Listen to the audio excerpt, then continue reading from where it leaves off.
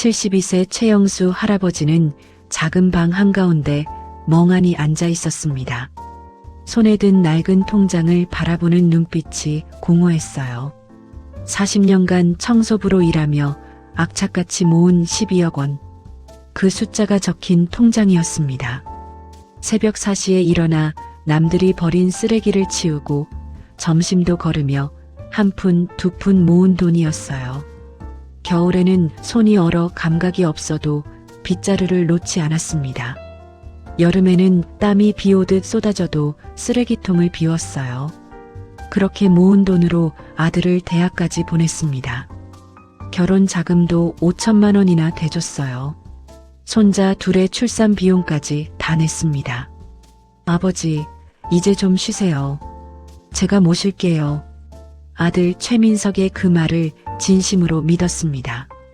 평생을 고생만 한 아버지를 이제는 편하게 모시겠다던 그 약속을요. 하지만 그날 모든 것이 한순간에 무너져 내렸어요. 그날 오후 민석이 며느리 정미란과 함께 찾아왔습니다. 얼굴에는 어색한 미소가 걸려 있었어요. 아버지, 말씀드릴 게 있어서 왔어요. 민석이 탁자 앞에 앉으며 말했습니다. 영수는 차를 내오며 물었어요. 무슨 일이니? 아버지, 이제 연세도 많으시잖아요. 저희가 요양원 알아봤어요. 좋은 데예요. 간호사들도 친절하고. 민석의 말에 영수는 고개를 저었습니다. 아니야. 난 아직 건강해. 내 집에서 살고 싶어. 요양원은 갈 필요 없어. 영수의 목소리가 단호했어요. 그러자 며느리 미란이 끼어들었습니다. 시아버님, 저희도 생활이 어려워요. 애들 학원비도 못 내고 있어요. 집도 좁아서 시아버님 모실 공간이 없어요. 그래도 난 혼자 살 수 있어. 걱정하지 마. 영수가 손을 저었습니다. 민석의 얼굴이 굳어졌어요. 아버지, 솔직히 말씀드릴게요. 요양원 비용이 필요해요. 통장 좀 주세요. 뭐? 영수가 놀라서 아들을 바라봤습니다. 요양원 보증금이랑 월비용에서 한 3억 정도 필요해요. 3억? 그건 너무 많은데. 영수가 당황해하며 말했어요. 아버지, 민석이 목소리를 높였습니다. 저희도 어려워요. 제 사업도 안 되고 빚도 있어요. 아버지 돈 좀 쓰면 안 돼요? 영수는 손자들 얼굴이 떠올랐습니다. 어쩔 수 없이 고개를 끄덕였어요. 알았다. 그럼 5천만 원만 쓰고 나머지는 내가 관리할게. 영수가 타협안을 제시했습니다. 하지만 민석은 고개를 저었어요. 안 돼요. 전부 다 필요해요. 아버지가 치매 오기 전에 우리한테 맡기는 게 나아요. 영수의 가슴이 철렁 내려앉았어요. 민석아, 난 치매 없어. 정신 멀쩡해. 지금은 그래도 나중에는 몰라요.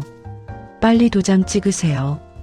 민석이 서류와 도장을 꺼냈습니다. 영수는 떨리는 손으로 서류를 받았어요. 전 재산을 아들에게 이전한다는 내용이었습니다. 이건 너무한 거 아니냐? 영수의 목소리가 떨렸습니다. 아버지, 지금 저희 말 안 들으실 거예요? 우리 가족이잖아요. 며느리가 소리쳤습니다. 영수는 도장을 들었습니다. 손이 너무 떨려서 제대로 잡을 수가 없었어요. 아들아, 정말 이래야 하니? 영수가 마지막으로 물었습니다. 빨리요. 민석이 재촉했어요. 영수는 눈을 감고 도장을 찍었습니다. 탁! 그 소리와 함께 40년의 인생이 사라졌습니다. 다음 날 아침 민석이 전화를 걸어왔어요. 아버지, 이 집 전세 만기됐어요. 우리는 작은 집으로 이사 가니까 아버지는 따로 사셔야 해요. 뭐라고? 나를 내쫓는 거냐? 영수가 믿을 수 없다는 듯 소리쳤습니다. 내쫓는 게 아니에요. 독립시켜드리는 거예요. 월세는 제가 30만 원 내드릴게요. 민석의 목소리는 차갑기만 했습니다. 사흘 후 영수는 짐을 싸서 월세방으로 이사했습니다. 6평도 안 되는 비좁은 공간이었어요. 벽지에는 곰팡이가 피어 있었고 화장실은 변기와 샤워기가 한 공간에 있었습니다. 창문을 열어도 환기가 안 됐어요.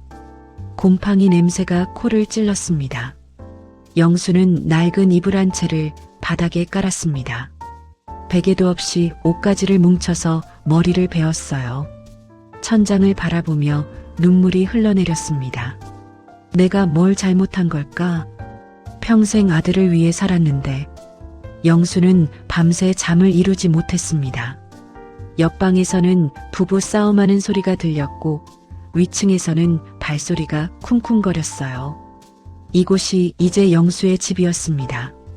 아침 햇살이 좁은 창문 사이로 가늘게 들어왔습니다. 영수는 뻐근한 허리를 움켜쥐며 몸을 일으켰어요. 바닥에서 자서 온몸이 쑤셨습니다.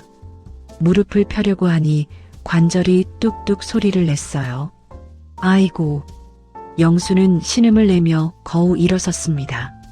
세면대로 가서 얼굴을 씻었어요. 거울을 보니 광대뼈가 튀어나온 얼굴이 비쳤습니다. 일주일 사이에 확 늙어 보였어요.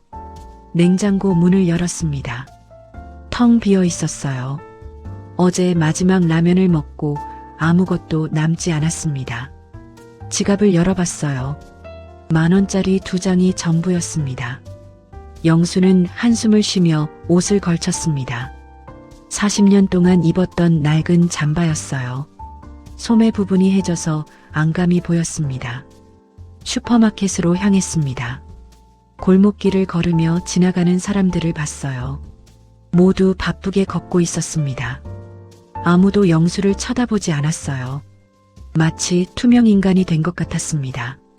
슈퍼 문을 열고 들어갔어요. 형광등 불빛이 눈부셨습니다. 라면 코너로 갔습니다. 가장 싼 라면을 집어들었어요. 5개에 3,000원이었습니다. 한 박스를 들고 계산대로 갔어요. 할아버지, 이것만 사세요? 주인 아주머니가 걱정스러운 얼굴로 물었습니다.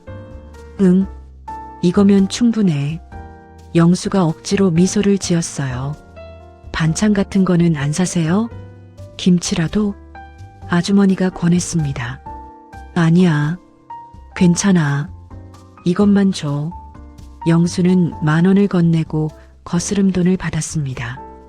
집으로 돌아오는 길이 멀게 느껴졌어요. 라면 박스가 무거웠습니다. 예전에는 이 정도는 가볍게 들었는데 이제는 힘이 없었어요. 숨이 차올랐습니다. 중간에 2번이나 쉬었어요. 드디어 집에 도착했습니다. 문을 열고 들어가 라면 박스를 내려놓았어요. 전기포트에 물을 끓였습니다. 라면 하나를 꺼내 냄비에 넣었어요. 스프를 뜯어 넣으니 매운 냄새가 났습니다. 3분을 기다렸어요. 시간이 너무 느리게 갔습니다. 배에서 꼬르륵 소리가 났어요. 라면이 다 끓었습니다. 냄비째로 앉아서 숟가락을 들었어요. 뜨거운 국물을 한 모금 마셨습니다. 목구멍이 화끈거렸어요. 하지만 따뜻했습니다. 면발을 후루룩 먹었어요. 김치도 없이 그냥 먹었습니다. 짠맛만 강하게 느껴졌어요. 그래도 배는 채워졌습니다. 국물까지 다 마셨어요. 냄비를 내려놓고 한숨을 쉬었습니다. 점심은 참아야지. 영수는 중얼거렸어요. 시계를 봤습니다. 오전 11시였어요. 점심시간까지는 아직 1시간이 남았는데 벌써 배가 고팠습니다. 하지만 참아야 했어요. 하루 한 끼로 버티기로 했으니까요. 영수는 라디오를 켰습니다. 낡은 라디오에서 잡음이 섞인 음악이 흘러나왔어요. 트로트였습니다. 옛날 노래가 나왔어요. 울고 넘는 박달재. 영수는 따라 부르려다 목이 메어 그쳤습니다. 창밖을 바라봤어요. 건너편 아파트에서는 빨래가 펄럭이고 있었습니다. 누군가의 일상이 보였어요. 엄마가 아이 손을 잡고 걷고 있었습니다. 영수는 손자들이 생각났어요. 우리 서준이, 서연이. 할아버지 보고 싶을 텐데. 영수는 휴대폰을 꺼냈습니다. 아들에게 전화를 걸었어요. 여보세요? 민석의 목소리가 들렸습니다. 아들아, 나 아빠야. 영수가 떨리는 목소리로 말했어요. 아, 아버지. 무슨 일이세요? 민석의 목소리는 귀찮다는 투였습니다. 그게 생활비가 좀 부족해서 30만 원 보내준다고 했는데 아직 안 들어왔더라. 아버지, 지금 제가 바빠요. 나중에 보내드릴게요. 아들아, 먹을 게 없어서. 알았다니까요. 끊어요. 뚝. 전화가 끊겼습니다. 영수는 휴대폰을 내려놓았어요. 손이 떨렸습니다. 며느리에게도 전화했습니다. 받지 않았어요. 3번을 걸었지만 계속 신호만 갔습니다. 문자를 보냈어요. 며느리야, 할아버지 약값 좀 보내줄 수 있니? 몇 분 후 읽음 표시가 떴습니다. 하지만 답장은 없었어요. 영수는 휴대폰을 던져버리고 싶었습니다. 하지만 참았어요. 그리고 바닥에 누웠습니다. 천장의 얼룩을 멍하니 바라봤어요. 물이 샌 자국이었습니다. 갈색으로 변한 얼룩이 마치 지도 같았어요. 눈물이 흘러내렸습니다. 베개가 눈물에 젖어갔어요. 저녁 때가 됐습니다. 영수는 다시 라면을 끓였어요. 똑같은 라면이었습니다. 하루에 2끼를 먹으면 일주일을 못 버티니까요. 그렇게 영수의 하루가 지나갔습니다. 옆집에서는 가족들이 모여 저녁을 먹는 소리가 들렸어요. 웃음소리도 들렸습니다. 영수는 이불을 뒤집어 썼습니다. 귀를 막고 싶었어요. 밤이 깊어갔습니다. 영수는 뜬 눈으로 밤을 지새웠습니다. 추석이 일주일 앞으로 다가왔습니다. 영수는 달력을 보며 한숨을 쉬었어요. 명절이 다가오면 가족들이 모이는 게 당연한 건데 올해는 연락이 없었습니다. 혹시 아들이 잊어버린 걸까? 영수는 용기를 내어 전화를 걸었어요. 여보세요? 민석의 목소리가 들렸습니다. 아들아, 나 아빠야. 추석에는. 아, 아버지. 민석이 말을 끊었어요. 추석에 오세요. 주소 문자로 보낼게요. 그래, 알았다. 영수의 목소리가 밝아졌습니다. 전화를 끊고 영수는 미소를 지었어요. 처음으로 며칠 만에 웃는 얼굴이었습니다. 역시 내 아들이야. 날 잊지 않았구나. 영수는 추석 준비를 시작했어요. 비록 돈은 없지만 손자들에게 줄 용돈은 준비해야 했습니다. 마지막 남은 10,000원 2장을 깨끗한 봉투에 넣었어요. 서준이랑 서연이한테 하나씩 줘야지. 영수는 봉투를 소중히 서랍에 넣어뒀습니다. 옷도 준비했어요. 낡았지만 가장 깨끗한 옷을 골랐습니다. 세탁기가 없어서 손빨래를 했어요. 찬물에 비누칠을 하며 박박 문질렀습니다. 손이 꽁꽁 얼었어요. 하지만 영수는 계속 빨았습니다. 옷을 널어 말렸어요. 이틀이 걸려서야 완전히 말랐습니다. 다림질은 못했지만 손으로 구김을 폈어요. 추석 당일 아침 영수는 일찍 일어났습니다. 세수를 하고 면도를 했어요. 거울을 보니 그래도 조금 나아 보였습니다. 깨끗한 옷을 입었어요. 용돈 봉투를 호주머니에 넣었습니다. 버스 정류장으로 향했어요. 버스비는 아까워서 한 정거장을 걸어갔습니다. 버스를 타고 1시간을 달렸습니다. 민석이 이사한 집은 영수가 살던 동네에서 멀었어요. 버스에서 내려 다시 15분을 걸었습니다. 주소를 보며 찾아갔어요. 드디어 도착했습니다. 작은 빌라 2층이었어요. 계단을 올라가며 숨이 찼습니다. 현관문 앞에서 숨을 고르고 벨을 눌렀어요. 누구세요? 며느리 미란의 목소리가 들렸습니다. 나 아버지야. 영수가 대답했어요. 문이 열렸습니다. 미란이 인상을 찌푸리며 나왔어요. 아, 오셨어요. 미라는 영수를 위아래로 훑어봤습니다. 낡은 옷차림을 보는 눈빛이 차가웠어요. 들어가도 되니? 영수가 조심스럽게 물었습니다. 시아버님, 죄송한데요. 집이 너무 좁아서요. 밖에서 좀 기다리세요. 미란이 현관문을 막아섰어요. 밖에서? 영수가 어리둥절해했습니다. 네. 옆에 평상 있잖아요. 거기 앉아 계세요. 밥 되면 불러드릴게요. 미라는 그렇게 말하고 문을 닫았습니다. 영수는 멍하니 서 있었어요. 계단을 내려가 건물 옆 평상으로 갔습니다. 나무로 만든 낡은 평상이었어요. 먼지가 쌓여 있었습니다. 손으로 털어내고 앉았어요. 가을바람이 차갑게 불었습니다.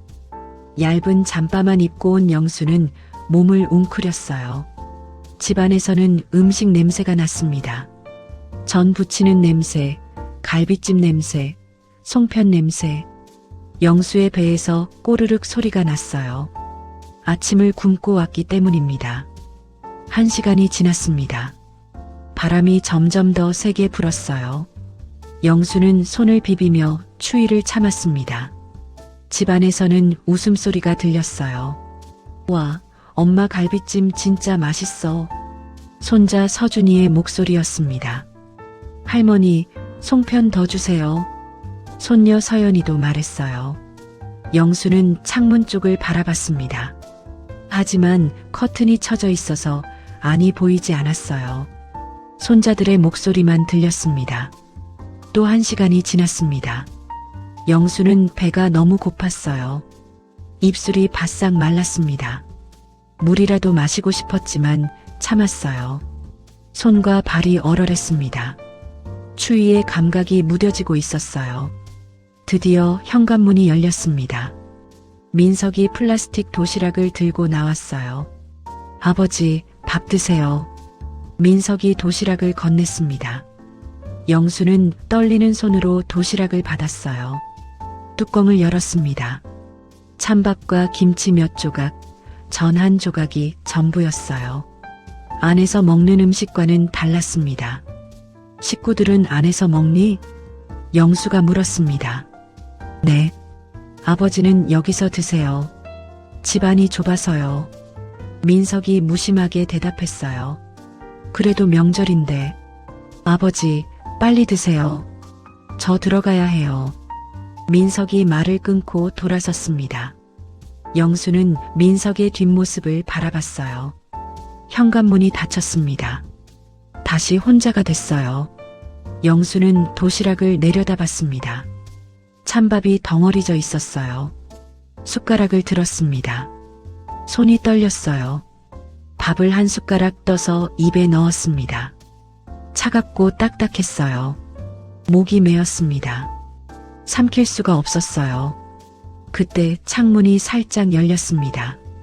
손자들이 창 밖을 내다봤어요. 엄마, 저 할아버지 누구예요? 서준이가 물었습니다.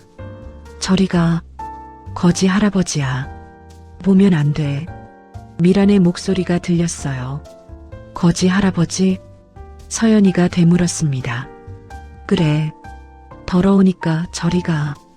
미란이 아이들을 안으로 끌어당겼습니다. 창문이 다시 닫혔어요. 영수는 그 말을 다 들었습니다. 가슴이 무너져 내렸어요. 숟가락을 놓았습니다. 도시락을 덮었어요. 더 이상 먹을 수가 없었습니다. 눈물이 흘러내렸어요. 거지 할아버지라. 영수는 중얼거렸습니다. 자리에서 일어났어요. 비틀거렸습니다. 다리에 힘이 없었어요. 평상을 잡고 거우 중심을 잡았습니다. 호주머니에서 용돈 봉투를 꺼냈어요. 평상 위에 올려놓았습니다. 서준아, 서연아. 할아버지가 미안하다. 영수는 봉투를 쓰다듬었어요. 계단을 내려갔습니다. 한 걸음 한 걸음이 무거웠어요. 버스 정류장으로 향했습니다. 뒤돌아보지 않았어요. 버스를 기다리는 동안 눈물이 계속 흘렀습니다. 지나가는 사람들이 쳐다봤지만 영수는 신경 쓰지 않았어요. 버스를 타고 집으로 돌아왔습니다. 좁은 월세방 문을 열고 들어갔어요. 바닥에 주저앉았습니다. 이렇게 사는 게 무슨 의미가 있을까? 영수는 천장을 바라보며 눈물을 흘렸습니다. 명절의 웃음소리는 자신과는 무관한 것이었어요. 영수는 그렇게 추석을 혼자 보냈습니다. 추석이 지나고 일주일이 흘렀습니다. 영수는 매일 방 안에만 있었어요. 밖에 나갈 이유가 없었습니다. 사람들을 만나고 싶지도 않았어요. 하지만 그날 아침은 달랐습니다. 방 안의 답답함이 너무 심했어요. 숨이 막힐 것 같았습니다. 영수는 옷을 걸쳤어요. 낡은 잠바와 찢어진 운동화였습니다. 문을 열고 밖으로 나왔어요. 가을 햇살이 따뜻했습니다. 신선한 공기가 폐로 들어왔어요.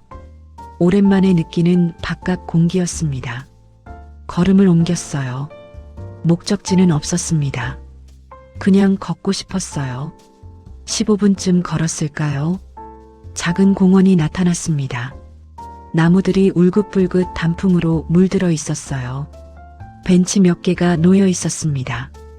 영수는 벤치에 앉았어요. 햇살이 얼굴에 닿았습니다. 따뜻했어요. 눈을 감았습니다. 새소리가 들렸어요. 바람에 나뭇잎이 바스락거렸습니다. 평화로웠어요. 할아버지, 괜찮으세요? 낯선 여성의 목소리가 들렸습니다. 영수는 눈을 떴어요. 앞에 20대 후반으로 보이는 여성이 서 있었습니다. 단정한 옷차림에 따뜻한 미소를 짓고 있었어요. 네, 괜찮습니다. 영수가 대답했습니다. 혹시 아프신 데는 없으세요?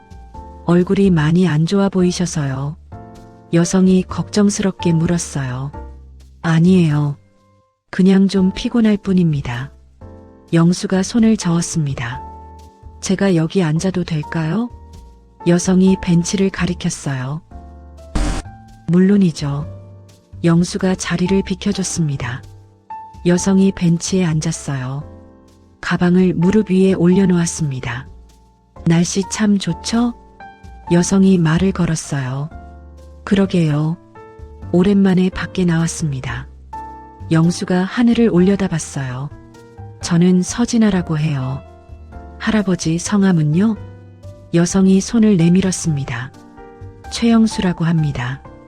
영수가 조심스럽게 악수했어요. 손이 따뜻했습니다. 할아버지, 혹시 점심 드셨어요? 진아가 물었습니다. 아직이에요.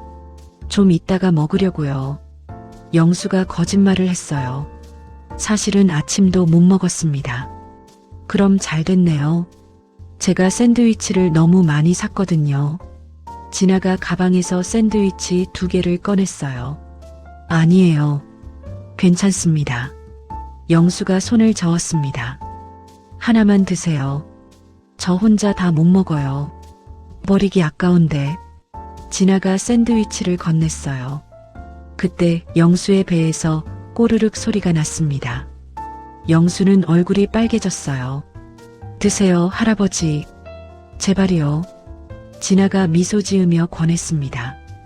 영수는 샌드위치를 받았어요. 포장을 뜯었습니다. 신선한 야채와 햄이 보였어요. 한 입 베어 물었습니다. 부드러웠어요. 입안에서 녹았습니다. 맛있죠? 진아가 물었습니다. 네, 정말 맛있네요. 영수의 눈에 눈물이 맺혔어요.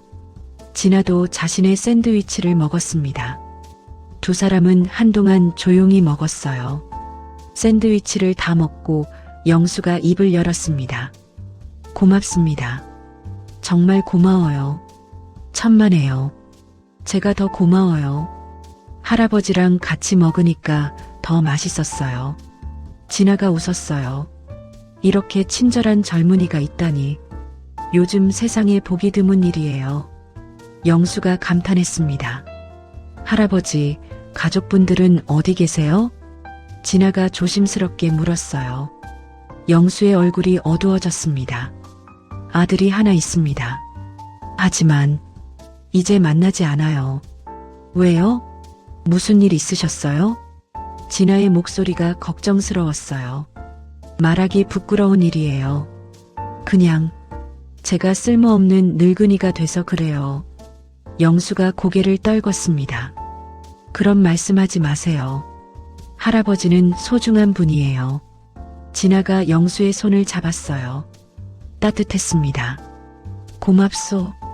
이렇게 말해주는 사람이 있다니. 영수가 눈물을 닦았습니다. 할아버지, 혹시 괜찮으시면 내일도 여기 나오세요. 제가 또 올게요. 진아가 제안했어요. 정말요? 내일도 올 건가요? 영수가 놀라서 물었습니다. 네. 저 매일 이 공원 산책하거든요. 같이 걸어요. 진아가 미소 지었어요. 그럼 내일 또 봅시다. 영수의 얼굴에 미소가 번졌습니다. 오랜만에 미소였어요. 그럼 저는 이만 가볼게요. 내일 같은 시간에 봬요. 진아가 일어서서 손을 흔들었어요. 영수도 손을 흔들며 배웅했습니다. 진아가 공원을 나가는 모습을 바라봤어요. 영수는 벤치에 계속 앉아 있었습니다. 가슴이 따뜻했어요. 오랜만에 느끼는 온기였습니다. 서진아, 참 착한 아이구나. 영수는 중얼거렸어요. 하늘을 올려다봤습니다. 구름이 천천히 흘러가고 있었어요. 오늘은 살아있다는 게 조금 덜 괴로웠습니다. 1시간쯤 더 앉아 있다가 영수는 집으로 돌아갔어요. 월세방 문을 열고 들어갔습니다. 여전히 좁고 허름했지만 조금 덜 우울했어요. 내일을 기대하게 됐으니까요. 영수는 달력을 꺼냈습니다. 오늘 날짜에 동그라미를 쳤어요. 내일 또 만나자. 영수는 달력을 보며 미소 지었습니다. 그날 밤 영수는 오랜만에 편안하게 잠들었어요. 악몽도 꾸지 않았습니다. 다음 날 아침 영수는 일찍 일어났습니다. 세수를 하고 옷을 갈아입었어요. 가장 깨끗한 옷을 골랐습니다. 거울을 보며 머리를 빗었어요. 오랜만에 자신을 가꿨습니다. 시계를 봤어요. 아직 10시였습니다. 진아를 만나기로 한 시간은 오후 2시였어요. 너무 일찍 나가면 이상하게 보일 것 같았습니다. 영수는 방 안을 서성였어요. 시간이 너무 느리게 갔습니다. 12시가 됐습니다. 영수는 라면을 끓여 먹었어요. 천천히 먹었습니다. 시간을 보내기 위해서였어요. 1시가 됐습니다. 이제 나가도 될 것 같았어요. 영수는 집을 나섰습니다. 공원까지는 15분이면 도착합니다. 하지만 영수는 천천히 걸었어요. 30분을 걸어서 도착했습니다. 어제 앉았던 벤치로 갔어요. 자리에 앉아 기다렸습니다. 진아가 올까? 혹시 어제만 친절했던 건 아닐까? 영수는 불안했어요. 손을 비비며 초조하게 기다렸습니다. 시간이 흘렀어요. 2시가 됐습니다. 진아는 보이지 않았어요. 2시 10분이 됐습니다. 영수의 가슴이 철렁했어요. 역시 안 오는 건가? 영수는 중얼거렸습니다. 일어서려는 순간이었어요. 할아버지, 진아의 목소리가 들렸습니다. 영수는 고개를 돌렸어요. 진아가 도시락 가방을 들고 달려오고 있었습니다. 죄송해요. 조금 늦었어요. 기다리셨죠? 진아가 숨을 헐떡이며 말했어요. 아니에요. 나도 방금 왔어요. 영수가 거짓말을 했습니다. 사실은 1시간이나 기다렸어요. 다행이다. 제가 늦을까봐 뛰어왔어요. 진아가 벤치에 앉았습니다. 그렇게까지 안 해도 되는데. 영수가 미안해하며 말했어요. 괜찮아요. 할아버지 만나고 싶었어요. 진아가 환하게 웃었습니다. 영수의 가슴이 뭉클했어요. 오늘은 제가 직접 만들었어요. 진아가 도시락을 꺼냈습니다. 2개의 도시락 통이었어요. 직접 만들었다고요? 영수가 놀라서 물었습니다. 네. 새벽에 일어나서 만들었어요. 할아버지 드시라고요. 진아가 도시락 뚜껑을 열었어요. 김밥과 계란말이, 소시지, 그리고 과일이 가득 담겨 있었습니다. 이렇게까지 미안해서 어떡해요. 영수의 눈에 눈물이 맺혔어요. 미안할 거 없어요. 제가 하고 싶어서 한 거예요. 어서 드세요. 진아가 젓가락을 건넸습니다. 영수는 떨리는 손으로 젓가락을 받았어요. 김밥을 하나 집어 입에 넣었습니다. 따뜻했어요. 정성이 느껴졌습니다. 맛있어요. 영수가 눈물을 흘리며 말했어요. 정말요? 다행이다. 제가 요리를 잘 못해서 걱정했어요. 진아도 함께 먹었습니다. 두 사람은 도시락을 나눠 먹으며 이야기했어요. 할아버지는 어떻게 사세요? 진아가 물었습니다. 영수는 잠시 망설였어요. 하지만 진아의 따뜻한 눈빛을 보니 말하고 싶었습니다. 나 40년 동안 청소부로 일했어요. 영수가 입을 열었어요. 청소부요? 응. 새벽 4시에 일어나서 거리를 쓸었지. 쓰레기통도 비우고. 영수의 목소리가 떨렸습니다. 힘드셨겠어요. 진아가 조용히 말했어요. 힘들었지. 하지만 아들을 키워야 했어. 그래서 악착같이 모았어. 12억을 모았지. 12억이요? 진아의 눈이 커졌습니다. 응. 점심도 거르고 옷도 안 사고 그렇게 40년을 모았어. 영수가 계속 말했어요. 대단하세요, 할아버지. 진아가 감탄했습니다. 그런데 영수의 목소리가 작아졌어요. 그런데요? 진아가 조심스럽게 물었습니다. 아들이 다 가져갔어. 요양원 보낸다고. 그러고는 날 쫓아냈지. 영수가 고개를 떨궜어요. 진아는 입을 다물지 못했습니다. 그게 정말이에요? 정말이야. 이제 난 월세방에서 하루 한 끼 라면으로 살고 있어. 영수가 눈물을 닦았어요. 아들은 전화도 안 받아. 명절에 갔더니 밖에서 기다리래. 평상에서 차가운 밥을 먹었지. 영수의 목소리가 떨렸습니다. 진아는 영수의 손을 잡았어요. 할아버지, 제가 도와드릴게요. 진아의 목소리가 단호했습니다. 아니야. 내 일은 내가 감당해야지. 젊은 사람한테 패 끼칠 수 없어. 영수가 고개를 저었어요. 아니에요. 이건 범죄예요. 할아버지 돈을 돌려받으셔야 해요. 진아의 눈빛이 진지했습니다. 하지만 어떻게? 제가 아는 변호사가 있어요. 그분께 도움 청할게요. 진아가 단호하게 말했어요. 정말 도와줄 수 있겠소? 영수가 떨리는 목소리로 물었습니다. 네. 제가 반드시 도와드릴게요. 약속해요. 진아가 영수의 손을 꼭 잡았습니다. 영수는 오랜만에 희망을 느꼈어요. 누군가 자신의 편이 되어준다는 게 이렇게 감사할 줄 몰랐습니다. 고맙소. 정말 고마워요. 영수가 진아의 손을 잡았어요. 할아버지, 이제 혼자가 아니에요. 제가 있잖아요. 진아가 미소 지었습니다. 두 사람은 한동안 손을 잡고 있었어요. 따뜻했습니다. 영수는 평생 처음으로 진짜 가족의 온기를 느꼈습니다. 피는 물보다 진하다지만 때로는 남이 더 진한 법이었어요. 진아야, 넌 천사 같구나.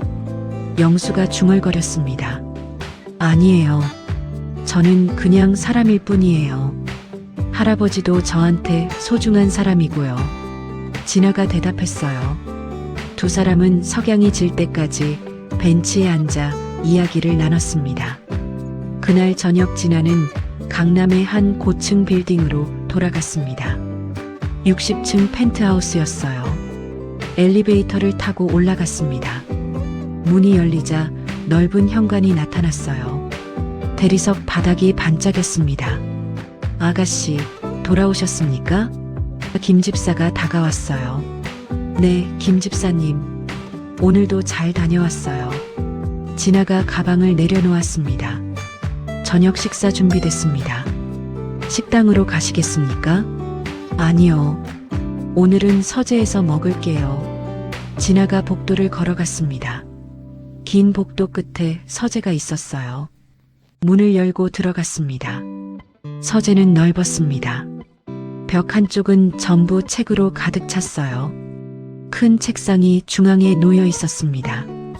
그리고 벽에는 사진 한 장이 걸려 있었어요. 고 박철민 회장의 사진이었습니다. 진아는 사진 앞으로 걸어갔어요. 할아버지의 자상한 얼굴이 보였습니다. 할아버지, 오늘 또 한 분을 만났어요. 진아가 사진을 보며 말했어요. 최영수 할아버지라는 분이세요. 40년 동안 청소부로 일하셨대요. 진아의 목소리가 떨렸습니다. 아들한테 12억을 빼앗기고 쫓겨나셨어요. 지금은 월세방에서 하루 한 끼로 사세요. 진아의 눈에서 눈물이 흘렀어요. 사진 속 할아버지를 바라봤습니다. 할아버지가 그러셨잖아요. 착하게 살라고, 어려운 사람들을 도우라고. 진아가 눈물을 닦았습니다. 3년 전 일이 떠올랐어요. 할아버지가 병원 침대에 누워 계셨습니다. 임종을 며칠 앞둔 때였어요. 진아야, 이리 와봐. 할아버지가 손짓했어요. 진아가 침대 옆으로 다가갔습니다. 할아버지, 진아야, 내가 평생 돈만 쫓아 살았구나. 할아버지의 목소리가 약했어요. 그런 말씀하지 마세요. 아니야. 사실이야. 정작 어려운 사람들은 외면했지. 할아버지가 눈물을 흘렸어요. 내가 죽으면 너라도 착하게 살아라. 돈 많은 게 중요한 게 아니야. 할아버지, 누군가를 도울 수 있는 마음, 그게 진짜 부자란다. 할아버지가 진아의 손을 잡았어요. 약속해 줄래? 할아버지 대신 착하게 살아줄래? 네, 할아버지. 약속할게요. 진아가 울면서 대답했습니다. 그게 할아버지와의 마지막 대화였어요. 진아는 사진에서 눈을 떼고 책상으로 갔습니다. 휴대폰을 들었어요. 전화를 걸었습니다. 여보세요? 상대방의 목소리가 들렸어요. 김 변호사님, 저 진아예요. 아, 아가씨. 무슨 일이십니까? 김태준 변호사였습니다. 대성그룹 전속 변호사였어요. 새로운 케이스가 생겼어요. 진아가 말했습니다. 어떤 케이스인가요? 최영수 할아버지라는 분이세요. 72세이시고요. 진아가 설명을 시작했어요. 아들이 할아버지 재산 12억을 가로챘어요. 요양원 보낸다고 속이고요. 그건 명백한 사기죄입니다. 김 변호사가 대답했어요. 조사 좀 해주세요. 최민석이라는 사람이에요. 어느 정도까지 조사할까요? 재산 추적하고 범죄 기록 찾아주세요. 가족들 것도 다요. 진아의 목소리가 단호했습니다. 알겠습니다. 3일 안에 보고 드리겠습니다. 부탁해요, 변호사님. 진아가 전화를 끊었습니다. 다음 날 아침 진아는 대성그룹 본사를 방문했습니다. 30층 회장실로 향했어요. 노크를 하고 들어갔습니다. 진아야, 왔구나. 고모 박혜진 부회장이 앉아 있었어요. 고모, 부탁이 있어요. 진아가 앞으로 걸어갔습니다. 무슨 부탁? 혜진이 서류에서 눈을 들었어요. 제가 돕고 있는 할아버지가 계세요. 진아가 영수의 이야기를 했습니다. 혜진은 조용히 듣고 있었어요. 아들이 할아버지 재산을 빼앗고 쫓아냈어요. 법적 도움이 필요해요. 우리 법무팀 동원해도 돼. 혜진이 고개를 끄덕였어요. 정말요? 그래. 아버지가 너한테 맡긴 재단 예산도 써.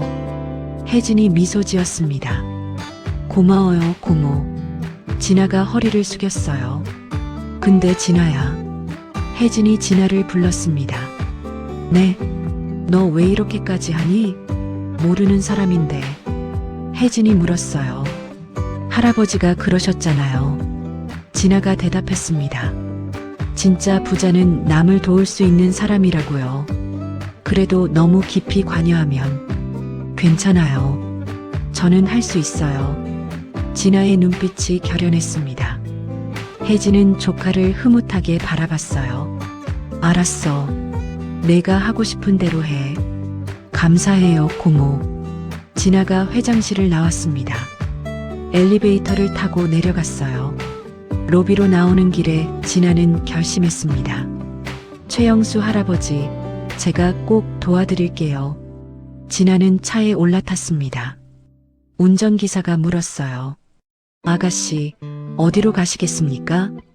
공원으로 가주세요. 할아버지 만나러 가야 해요. 차가 출발했습니다. 진아는 창밖을 바라봤어요. 서울거리가 빠르게 지나갔습니다. 마음속으로 다짐했어요. 이번에는 제대로 해드려야지. 3일 후 진아는 강남의 한 카페에서 김태준 변호사를 만났습니다. 조용한 구석 자리였어요. 김 변호사는 두꺼운 파일을 테이블 위에 올려놓았습니다. 조사 결과입니다. 김 변호사가 파일을 밀었어요. 진아가 파일을 열었습니다. 첫 페이지에 최민석의 얼굴 사진이 나왔어요. 최민석, 47세. 직업은 무직입니다.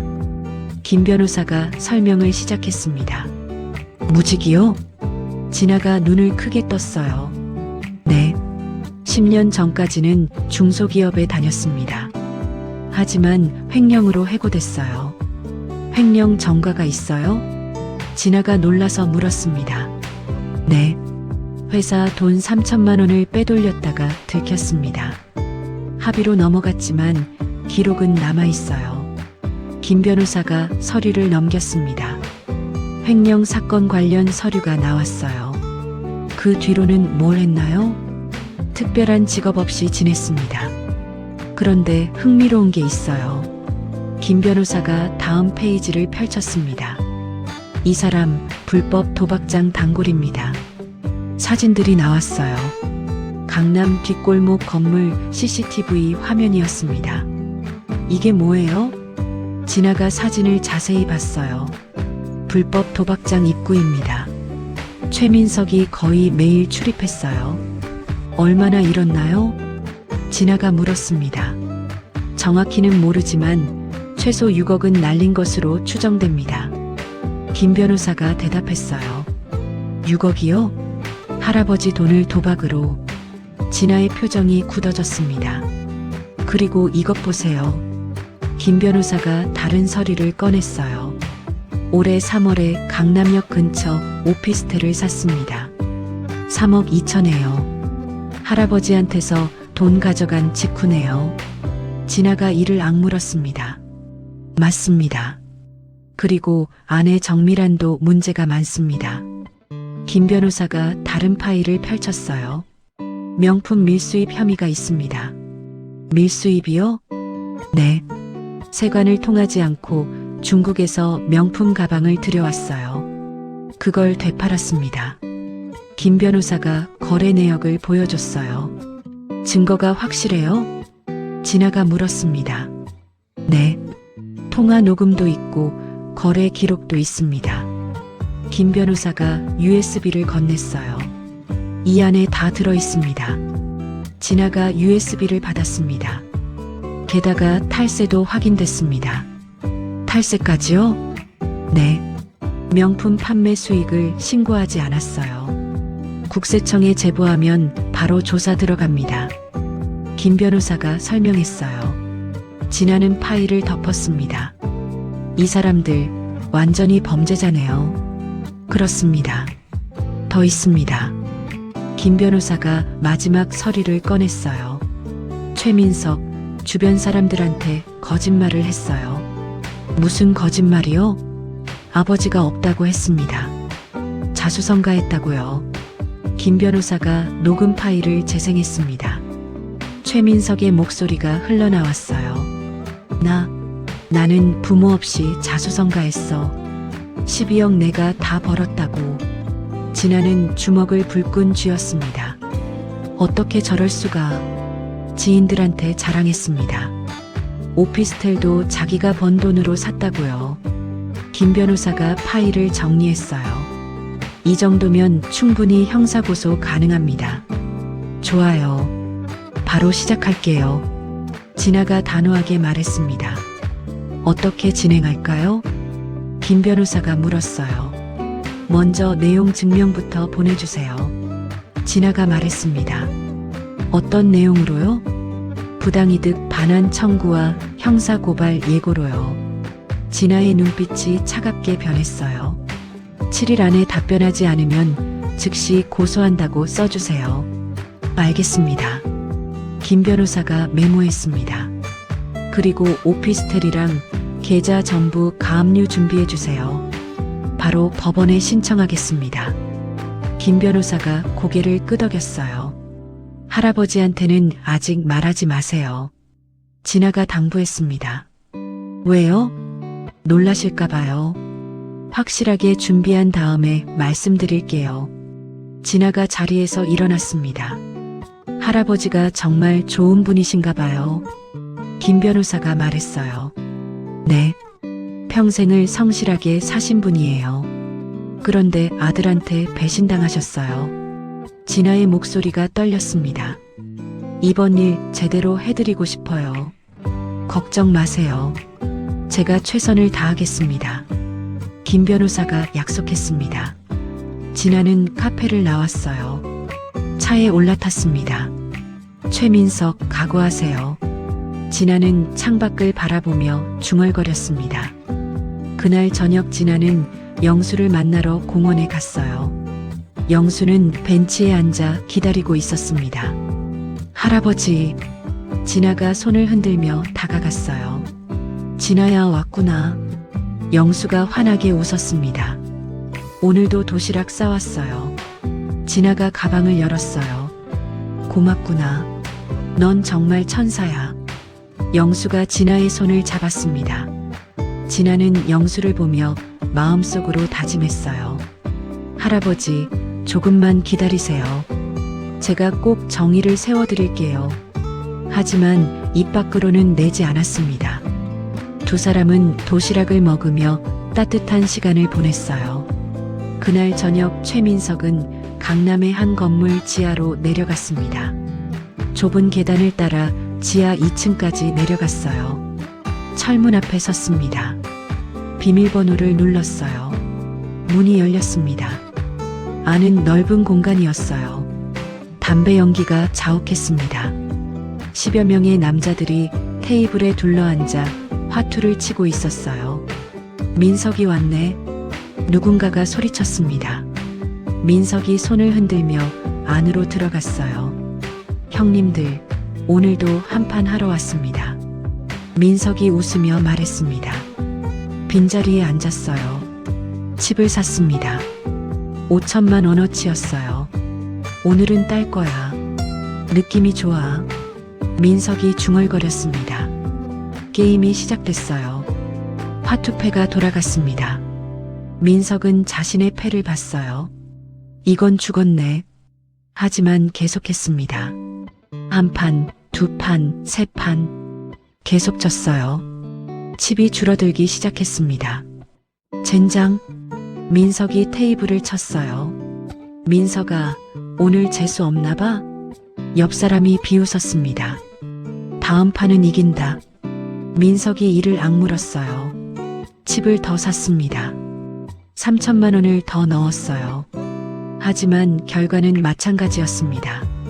계속 졌어요. 2시간이 지났습니다. 민석 앞의 칩은 거의 사라졌어요. 총 8천만 원을 잃었습니다. 오늘은 여기까지 하겠습니다. 민석이 자리에서 일어났습니다. 손이 떨렸어요. 또 오게 민석아. 주인이 문까지 배웅했어요.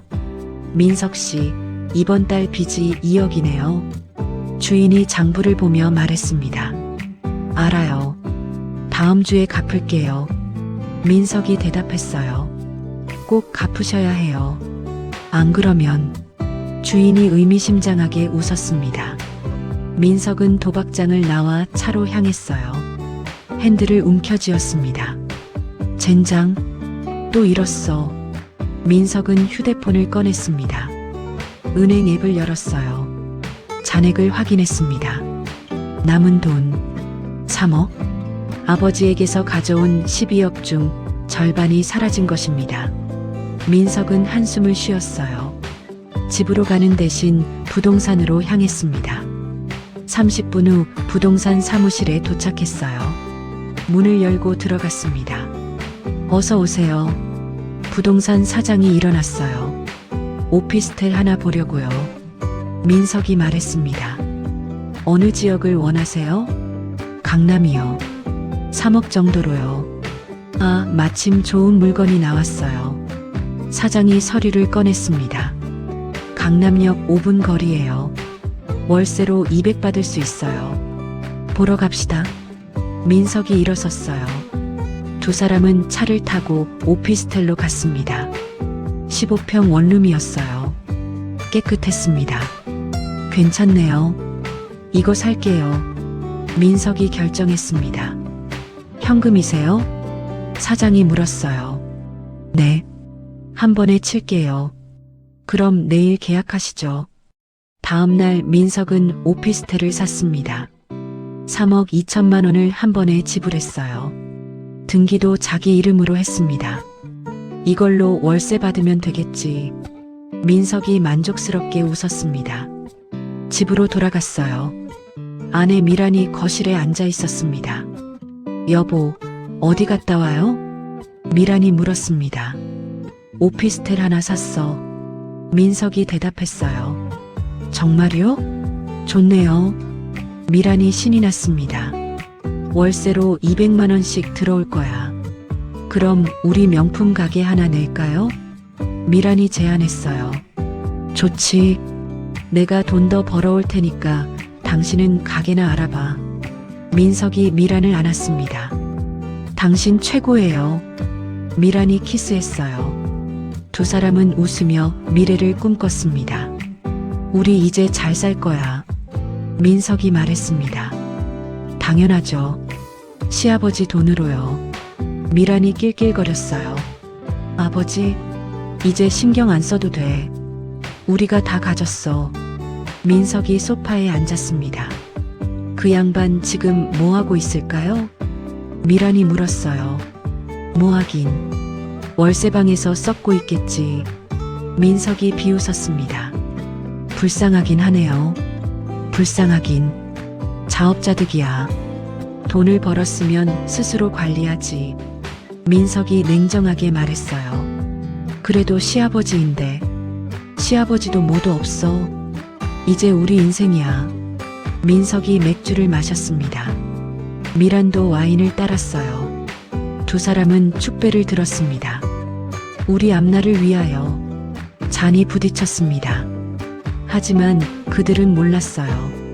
파멸이 코앞까지 다가왔다는 걸요. 그 시각 영수는 월세방에서 라면을 먹고 있었습니다. 물도 제대로 안 나오는 수도에서 물을 받아 끓였어요. 텔레비전도 없이 라디오만 들으며 하루를 보냈습니다. 창밖으로 비가 내리기 시작했어요. 지붕에서 물이 새기 시작했습니다. 영수는 대야를 놓아 물을 받았어요. 아들아, 너는 잘 지내고 있니? 영수는 중얼거렸습니다. 하지만 대답은 없었어요. 빗소리만 방 안을 가득 채웠습니다. 일주일 후 민석은 아침 일찍 우편함을 확인했습니다. 집 앞 우편함을 열었어요. 두꺼운 등기 우편이 와 있었습니다. 뭐지? 민석이 봉투를 집어들었어요. 발신인을 받습니다. 법무법인 대성? 민석은 고개를 갸우뚱했습니다. 봉투를 뜯었어요. 서류가 나왔습니다. 내용 증명이었어요. 수신 최민석, 발신 법무법인 대성, 변호사 김태준. 민석은 서류를 읽기 시작했습니다. 눈이 점점 커졌어요. 부당이득 반환 청구 및 형사고발 예고. 민석의 손이 떨렸습니다. 계속 읽었어요. 최민석은 2024년 3월 15일 피해자 최영수로부터 예금 12억 원을 편취했으며 이게 무슨. 민석이 중얼거렸습니다. 요양원 비용이라고 속이고 강제로 도장을 찍게 한 행위는 명백한 사기 및 횡령에 해당함. 서류는 계속됐어요. 7일 이내에 답변하지 않을 시 형사고소 및 민사소송을 진행할 것임. 민석은 서류를 내려놓았습니다. 손이 떨렸어요. 다시 집어들고 발신인을 확인했습니다. 법무법인 대성. 이게 뭐야? 민석은 휴대폰을 꺼냈습니다. 검색했어요. 법무법인 대성. 검색 결과가 나왔습니다. 대한민국 최고의 로펌이었어요. 재계 인사들이 주로 쓰는 변호사 사무실이었습니다. 이런 데서 왜? 민석은 당황했습니다. 집 안으로 들어갔어요. 미란을 불렀습니다. 여보, 왜 그래요? 미란이 부엌에서 나왔습니다. 이거 좀 봐. 민석이 서류를 건넸어요. 미란이 읽었습니다.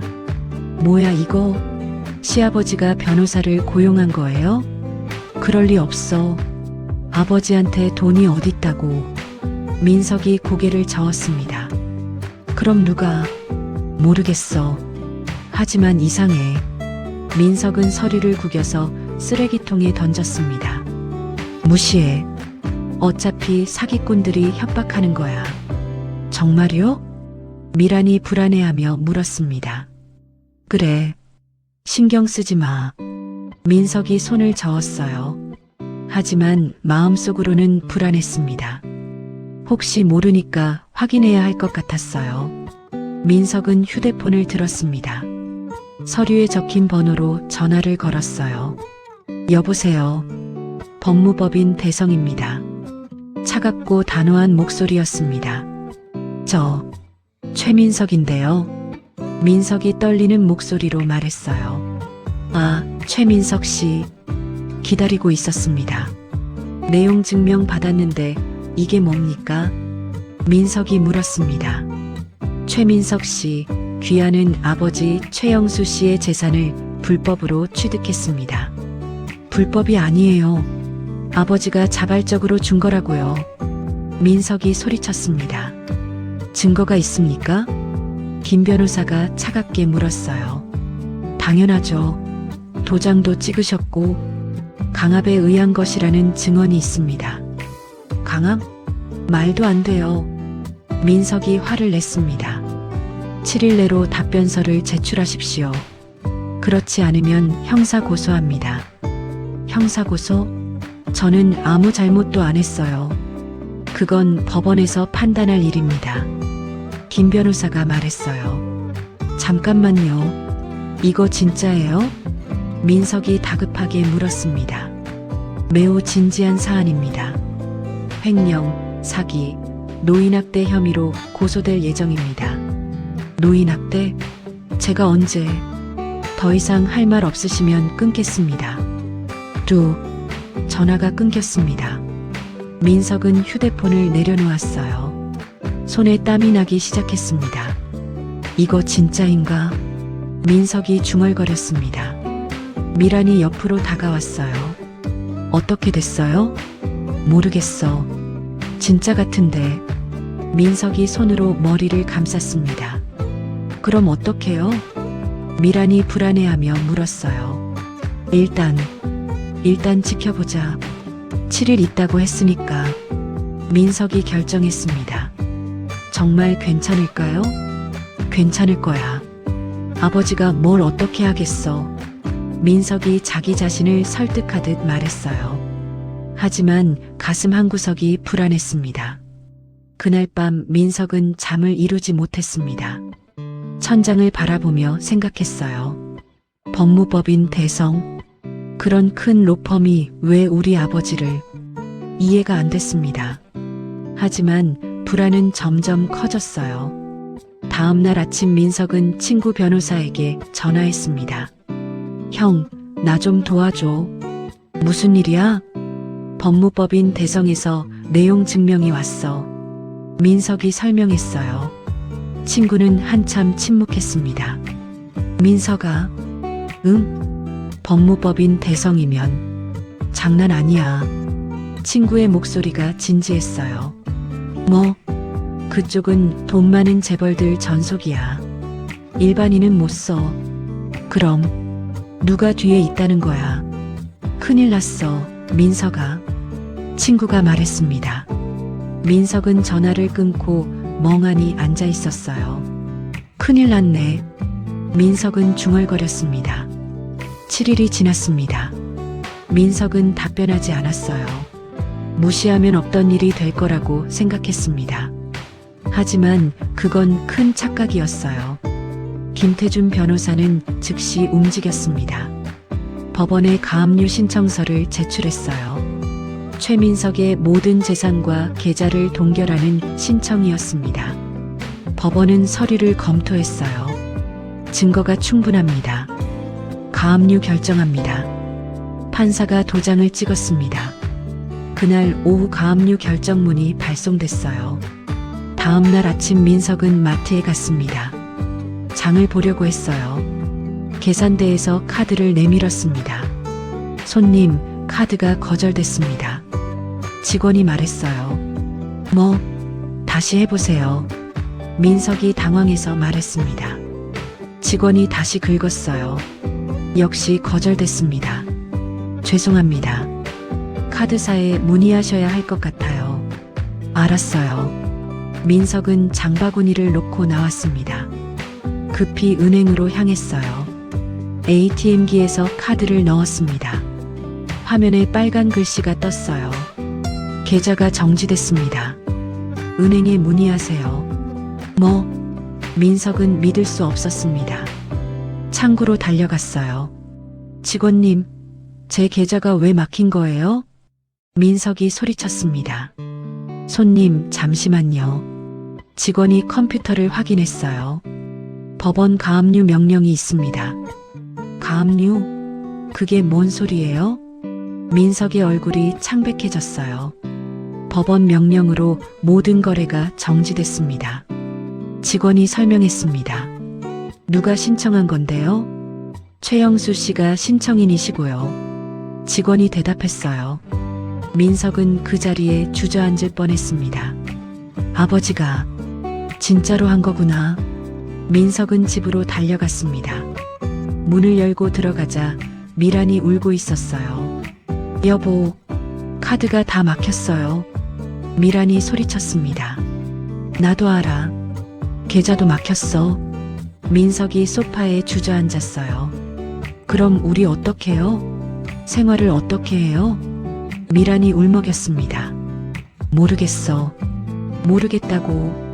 민석이 머리를 감싸쥐었어요. 그때 휴대폰이 울렸습니다. 부동산 사장이었어요. 여보세요? 민석이 전화를 받았습니다. 민석 씨, 큰일 났어요. 부동산 사장의 목소리가 다급했어요. 무슨 일인데요? 오피스텔에 가압류가 걸렸어요. 뭐라고요? 민석이 벌떡 일어났습니다. 세입자가 법원에 확인했대요. 가압류 걸려서 월세를 법원에 공탁하겠대요. 그럼 저는 월세를 못 받는 거예요? 민석이 다급하게 물었어요. 그렇죠. 가압류 풀릴 때까지는요. 젠장. 민석이 전화를 끊고 휴대폰을 던졌습니다. 휴대폰이 벽에 부딪혀 바닥에 떨어졌어요. 이게 다 그 늙은이 때문이야. 민석이 소리쳤습니다. 진정해요, 여보. 우리 뭐라도 해야죠.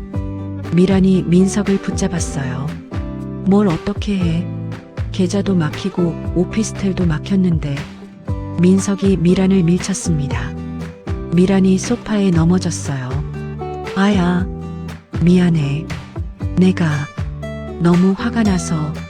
민석이 미란을 일으켰습니다. 두 사람은 소파에 앉아 멍하니 있었어요. 그날 저녁 민석은 동생에게 전화했습니다. 동생아, 나 좀 도와줘. 민석이 사정했어요. 무슨 일이에요, 형? 돈 좀 빌려줄 수 있어? 급한 일이 생겼어. 얼마나요? 500만 원만. 동생은 한숨을 쉬었습니다. 형이 아버지한테 한 짓 나도 들었어요. 동생아, 그건 아버지한테 형은 전부였어요. 저는 도와드릴 수 없어요. 또 전화가 끊겼습니다. 민석은 휴대폰을 내려놓았어요. 친구들에게도 전화했습니다. 하지만 모두 거절했어요. 민석아, 미안해. 나도 사정이 안 좋아. 민석이 너 도박한다며? 빌려줘도 도박에 쓸 거 아니야? 민석아, 내가 아버지한테 한 짓 뉴스 봤어. 도와줄 수 없어. 모두가 등을 돌렸습니다. 민석은 절망에 빠졌어요. 다음 날 아침 미란이 명품 가게에 갔습니다. 새 가방을 사려고 했어요. 카드를 내밀었습니다. 고객님, 카드가 정지됐습니다. 점원이 말했어요. 다른 카드로 해보세요. 미란이 다른 카드를 줬습니다. 역시 거절됐어요. 죄송합니다. 모두 사용 불가하시네요. 점원이 미안한 표정을 지었습니다. 주변 손님들이 쳐다봤어요. 뭐 저래? 카드가 다 막혔대. 빚쟁이인가 봐. 수군거리는 소리가 들렸습니다. 미라는 얼굴이 빨개진 채 가게를 나왔어요. 집으로 돌아와 미라는 울었습니다. 망신당했어요. 다 당신 때문이에요. 미란이 민석에게 소리쳤습니다. 나도 어쩔 수 없었어. 민석이 되받아쳤어요. 어쩔 수 없다고? 당신이 아버지한테 잘했으면 이런 일이 없었을 거 아니에요. 그럼 내가 뭘 했는데? 시아버지 무시하고 거지 할아버지라고 한 게 누구야? 민석이 미란을 노려봤습니다. 그건 미란이 말을 잇지 못했어요. 두 사람은 서로를 원망하며 싸웠습니다. 저녁이 됐습니다. 냉장고를 열었어요. 먹을 게 거의 없었습니다. 라면 몇 개가 전부였어요. 이제 우리도 라면 먹어야 하나. 민석이 허탈하게 웃었습니다. 그제야 아버지의 심정을 조금 알 것 같았어요. 하지만 이미 늦었습니다. 일주일이 지났습니다. 민석의 생활은 완전히 무너졌어요. 은행 계좌는 여전히 막혀 있었습니다. 카드는 전부 정지됐어요. 오피스텔 월세도 못 받고 있었습니다. 아침에 일어나자 배가 고팠어요. 냉장고를 열었습니다. 거의 비어 있었어요. 라면 하나가 전부였습니다. 이거 하나 남았네. 민석이 중얼거렸습니다. 라면을 끓였어요. 미란도 나왔습니다. 뭐 먹을 거 있어요? 미란이 물었어요. 라면밖에 없어. 민석이 대답했습니다. 라면? 또요? 미란이 인상을 찌푸렸어요. 다른 게 어디 있어? 돈이 없는데. 민석이 짜증을 냈습니다. 두 사람은 라면을 나눠 먹었어요. 말없이 먹었습니다. 식사 후 민석은 통장을 꺼냈습니다. 확인했어요. 잔액이 0원이었습니다. 돈이 하나도 없네. 민석이 한숨을 쉬었어요. 집을 둘러봤습니다. 팔만한 게 있나 생각했어요. 명품 가방들이 보였습니다. 여보, 이 가방들 팔까? 민석이 제안했어요. 이걸요?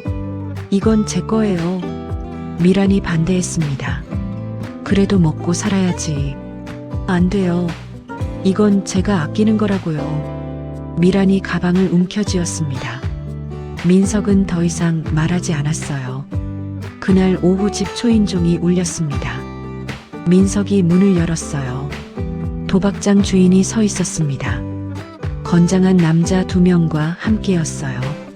민석 씨, 빚 받으러 왔습니다. 도박장 주인이 웃으며 말했습니다. 지금 사정이 안 좋아서요. 조금만 기다려주세요. 민석이 애원했어요. 벌써 한 달이 지났어. 이자까지 하면 2억 5천이야. 주인이 차갑게 말했습니다. 알아요. 조금만 더. 안 돼, 오늘 받아가야겠어. 주인이 안으로 들어왔습니다. 건장한 남자들도 따라 들어왔어요. 뭐 하시는 거예요? 미란이 소리쳤습니다. 땡, 남편이 우리한테 빚이 있어. 주인이 설명했어요. 빚? 얼마나요? 2억 5천만 원이요. 미란의 얼굴이 창백해졌습니다. 2억 5천? 네. 도박 빚이죠. 주인이 거실을 둘러봤어요. 이 집 전세인가요? 네. 민석이 고개를 끄덕였습니다. 전세금이 얼마죠? 3억인데 지금 가압류 걸려 있어요. 민석이 떨리는 목소리로 말했어요. 가압류요? 그럼 못 받네. 주인이 혀를 찼습니다. 명품들은 있네요. 이것들 가져가죠. 주인이 가방들을 가리켰어요. 안 돼요. 그건 제 거예요. 미란이 막아섰습니다. 빚 갚기 싫으면 내놔야죠. 건장한 남자가 미란을 밀쳤어요. 미란이 넘어졌습니다. 여보, 민석이 미란을 일으켰습니다. 남자들은 명품 가방들을 싹 쓸어 담았어요. 이거 팔아도 1억도 안 될 텐데. 주인이 중얼거렸습니다. 나머지는 일주일 안에 마련하세요. 못하면. 주인이 의미심장하게 웃었어요. 그리고 나갔습니다. 문이 쾅 닫혔어요. 미라는 바닥에 주저앉아 울었습니다. 내 가방들 다 가져갔어요. 미안해. 내가 잘못했어. 민석이 미란을 안았습니다. 두 사람은 한동안 울었어요. 저녁이 됐습니다. 먹을 게 없었어요. 민석은 집을 나섰습니다. 편의점으로 갔어요. 삼각김밥 2개를 집었습니다. 계산대로 갔어요. 현금으로 계산하려 했는데 지갑이 비어 있었습니다. 죄송합니다. 돈이 없네요. 민석이 삼각김밥을 도로 놓았습니다. 점원이 이상하게 쳐다봤어요. 민석은 창피해서 고개를 숙이고 나왔습니다. 집으로 돌아가는 길에 쓰레기통이 보였어요. 누군가 버린 빵이 있었습니다. 민석은 주위를 둘러봤어요. 아무도 없었습니다. 이럴 수가. 민석은 쓰레기통에서 빵을 꺼냈습니다. 손이 떨렸어요. 포장을 뜯고 한 입 베어 물었습니다. 눈물이 흘렀어요. 내가 왜 이렇게 됐지? 민석은 중얼거렸습니다. 아버지의 얼굴이 떠올랐어요. 라면으로 연명하던 아버지. 월세방에서 혼자 지내던 아버지. 아버지도 이런 기분이었을까? 민석은 그제야 깨달았습니다. 자신이 얼마나 잔인했는지를요. 하지만 이미 늦었어요. 집으로 돌아갔습니다. 미라는 이불을 뒤집어 쓰고 누워 있었어요. 민석은 조용히 옆에 누웠습니다. 여보, 말 걸지 마요. 미란이 차갑게 말했습니다. 민석은 천장을 바라봤어요. 어둠이 방을 가득 채웠습니다. 다음 날 아침 우편함에 또 서류가 와 있었습니다. 법원 출두 명령서였어요. 형사재판 피고인으로 출석하라. 민석은 서류를 보며 무릎이 꺾였습니다. 재판, 나를 정말 고소한 거구나. 손이 떨렸어요. 서류에는 혐의가 적혀 있었습니다. 횡령, 사기, 노인학대. 노인학대? 민석은 믿을 수 없었습니다. 하지만 사실이었어요. 모든 게 무너지고 있었습니다. 재판 당일 아침이 왔습니다. 민석은 거의 잠을 자지 못했어요. 낡은 정장을 꺼냈습니다. 몇 년 전에 입었던 옷이었어요. 거울을 보니 얼굴이 초췌했습니다. 수염도 덥수룩했어요. 면도를 하려 했지만 손이 떨려서 제대로 못했습니다. 미란도 함께 법원에 가기로 했어요. 두 사람은 말없이 집을 나섰습니다. 버스를 타고 법원으로 향했어요. 차비조차 아까워서 지하철 대신 버스를 탔습니다. 법원 앞에 도착하자 기자들이 몰려 있었어요.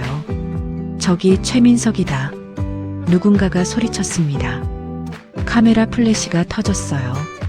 최민석 씨, 아버지께 사과할 의향 있습니까? 12억을 어디에 쓰셨습니까?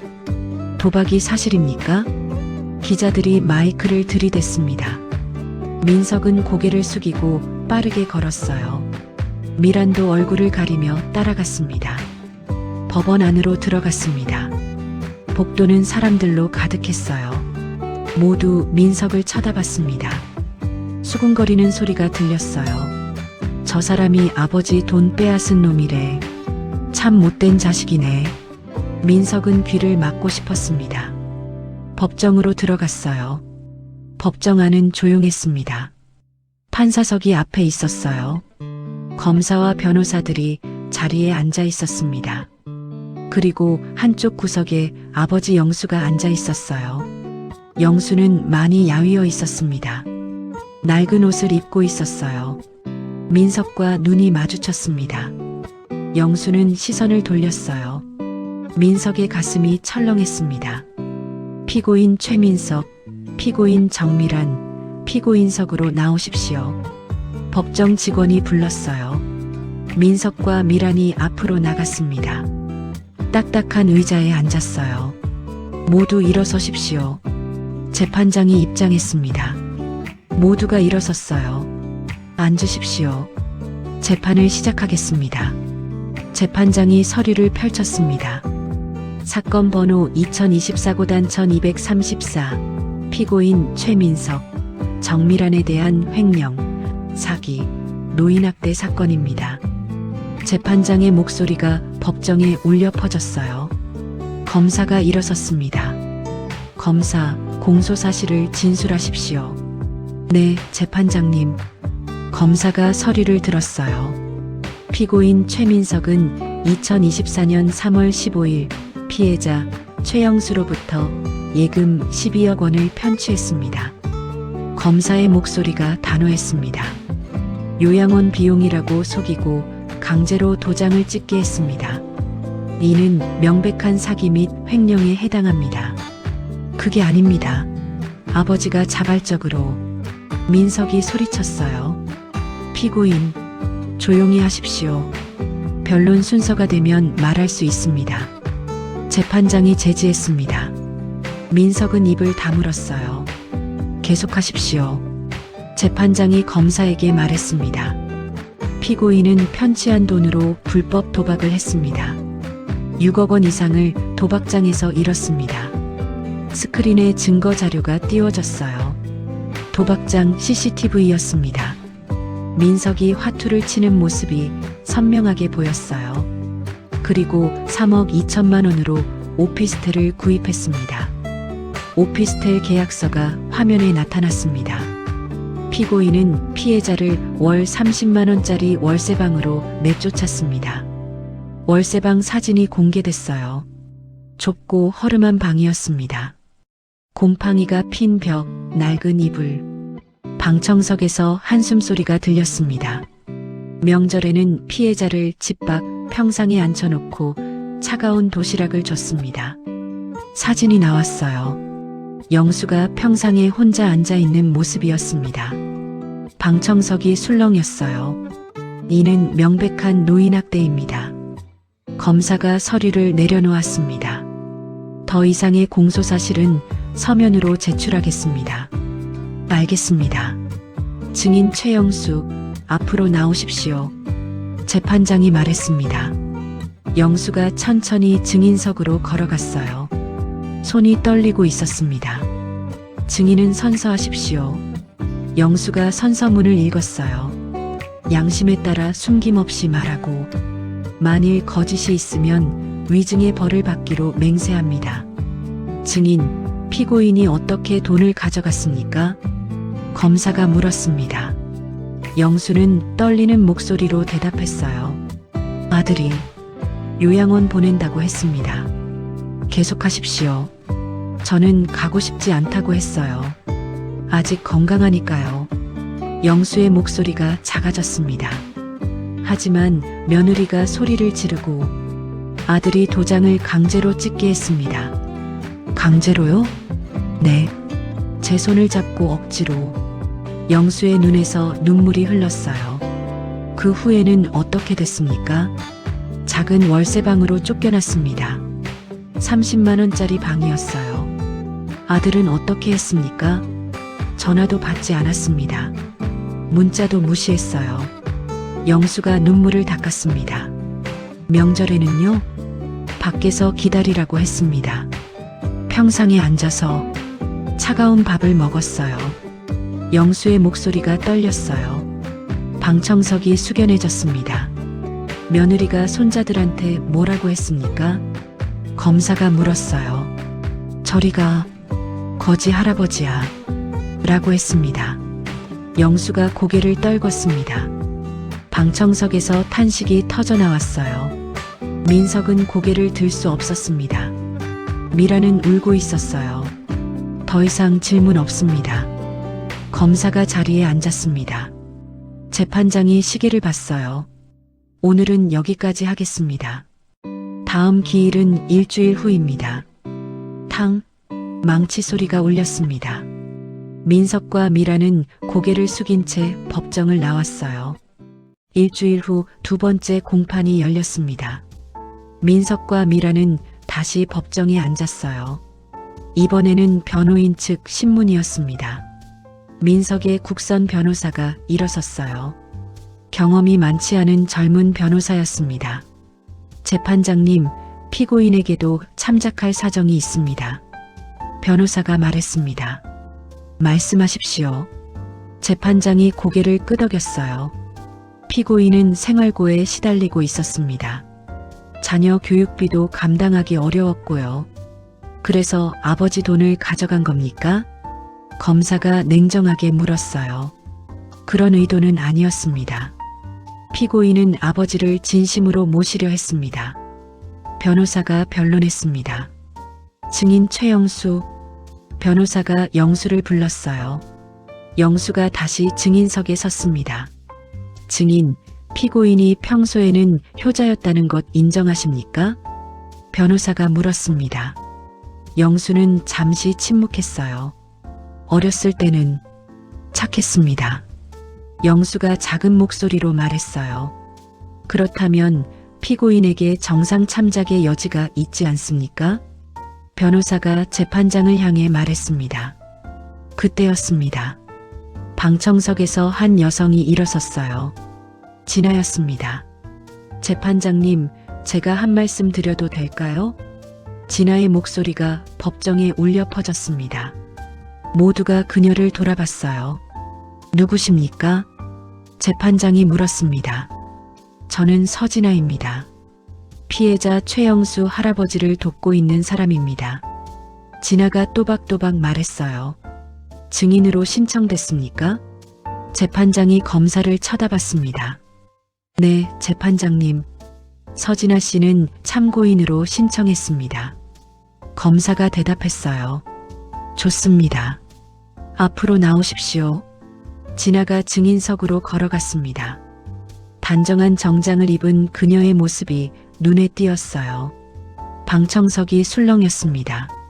증인, 선서하십시오. 진아가 선서문을 읽었어요. 증인, 피해자와는 어떤 관계입니까? 재판장이 물었습니다.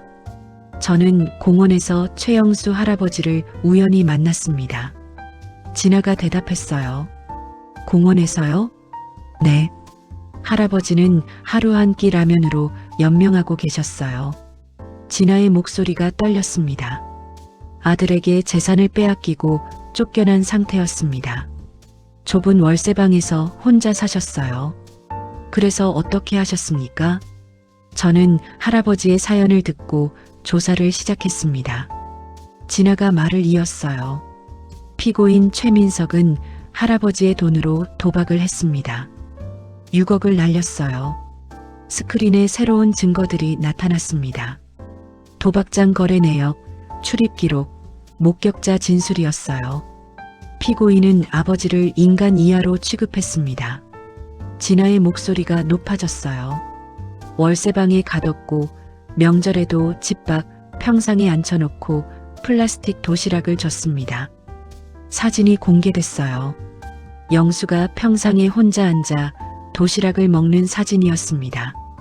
누군가 몰래 찍어서 진아에게 제공한 것이었어요. 이게 효자가 할 짓입니까? 진아가 방청석을 둘러봤습니다. 피고인의 아내 정미라는 손자들 앞에서 할아버지를 거지라고 불렀습니다. 저는 미란이 일어서려 했어요. 하지만 법정 경위가 제지했습니다. 피고인은 주변 사람들에게 거짓말도 했습니다. 진아가 계속 말했어요. 아버지가 없다고 자수성가했다고 자랑했습니다. 녹음 파일이 재생됐습니다. 민석의 목소리가 법정에 울려 퍼졌어요. 나는 부모 없이 자수성가했어. 12억 내가 다 벌었다고. 방청석에서 비난이 쏟아졌습니다. 저런 인간이, 못된 자식이네. 재판장이 망치를 두드렸습니다. 조용히 하십시오. 법정이 다시 조용해졌어요. 진아가 말을 이었습니다. 저는 할아버지를 공원에서 처음 봤을 때 충격을 받았습니다. 진아의 눈에 눈물이 맺혔어요. 72세 노인이 하루 한 끼 라면으로 버티고 계셨어요. 평생 성실하게 일하신 분이었습니다. 증인, 신분을 밝혀주시겠습니까? 재판장이 물었습니다. 저는 대성그룹 박철민 회장의 외손녀입니다. 진아가 담담하게 말했어요. 법정이 순간 조용해졌습니다. 기자들이 수첩에 메모하기 시작했어요. 민석의 얼굴이 창백해졌습니다. 대성그룹이요? 재판장이 다시 확인했습니다. 네. 저희 할아버지는 돌아가시기 전 제게 말씀하셨습니다. 진아가 목소리를 가다듬었어요. 어려운 노인들을 도우라고요. 진짜 부자는 남을 도울 수 있는 사람이라고요. 그래서 최영수 씨를 돕게 된 겁니까? 네. 저는 할아버지의 유언을 지키기 위해 최영수 할아버지를 돕고 있습니다. 진아가 영수를 바라봤어요. 영수의 눈에서 눈물이 흘렀습니다. 피고인은 아버지의 은혜를 저버렸습니다. 진아가 민석을 쳐다봤어요. 40년 동안 새벽 4시에 일어나 거리를 쓸며 모은 돈입니다. 점심도 거르고 겨울에 손이 얼어도 일했습니다. 그 돈으로 피고인을 대학까지 보냈습니다. 결혼 자금도 줬고 손자들 출산 비용도 댔습니다. 진아의 목소리가 떨렸습니다. 하지만 피고인은 뭘 했습니까? 돈을 빼앗고 쫓아냈습니다. 도박으로 날렸습니다. 이런 사람에게 정상 참작이 필요합니까? 진아가 재판장을 쳐다봤어요. 재판장은 심각한 표정으로 고개를 끄덕였습니다. 알겠습니다. 증인 물러가셔도 좋습니다. 진아가 증인석에서 내려왔습니다. 영수 옆에 앉았어요. 영수의 손을 잡아줬습니다. 할아버지, 괜찮으세요? 진아가 속삭였습니다. 고맙다, 진아야. 영수가 눈물을 닦았어요. 민석은 고개를 들 수 없었습니다. 미라는 손으로 얼굴을 가렸어요. 검사가 일어섰습니다. 재판장님, 증거 자료를 추가로 제출하겠습니다. 제출하십시오. 검사가 서류 뭉치를 건넸어요. 피고인의 도박 기록, 명품 밀수입 증거, 탈세 증거입니다. 스크린에 자료들이 띄워졌습니다. 은행 거래 내역, 통화 녹음, CCTV 영상, 모든 증거가 명확했어요. 피고인 부부는 상습적으로 범죄를 저질렀습니다. 검사가 단호하게 말했습니다. 이들에게는 엄중한 처벌이 필요합니다. 재판장이 시계를 봤습니다. 오늘 심리는 여기까지 하겠습니다. 다음 공판은 2주 후 선고 공판으로 진행하겠습니다. 탕, 망치 소리가 울렸습니다. 민석과 미라는 고개를 숙인 채 법정을 나왔어요. 기자들이 몰려들었지만 대답하지 않았습니다.